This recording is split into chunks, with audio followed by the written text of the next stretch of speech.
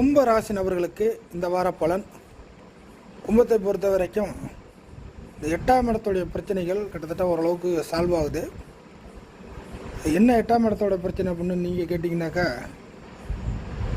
கும்பராசி நபர்கள் தேவையில்லாத பிரச்சனையில் மாட்டிக்கிட்டு இருக்கிறது, இந்த மாதிரி விஷயங்கள்லாம் கொஞ்சம் சால்வ் ஆகிறதுக்கான வழி ஏற்படுது.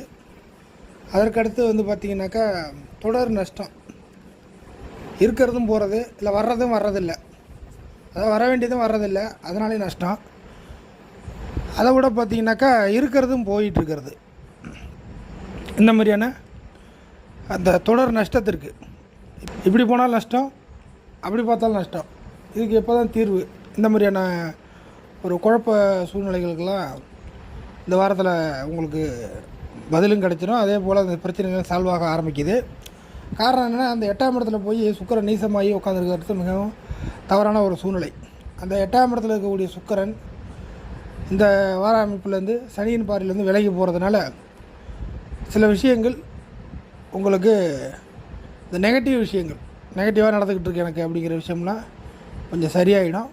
அதே சமயம் உங்களுக்கு ஏற்ற மாதிரியான சில செயல்பாடுகளையும் நீங்கள் செஞ்சுக்க முடியும்.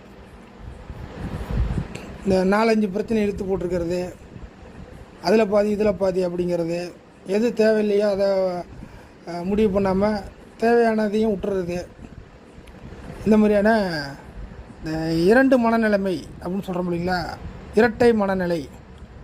என்றைக்குமே ஒரே மாதிரியாக தான் சில விஷயத்தெல்லாம் செய்வீங்க, நிறைய விஷயத்த.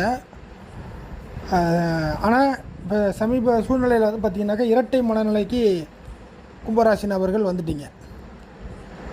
அந்த இரட்டை மனநிலை உங்களுக்கு சரியாக கை கொடுக்க மாட்டுது, அது ப்ராப்ளம் தான் கொடுக்குது.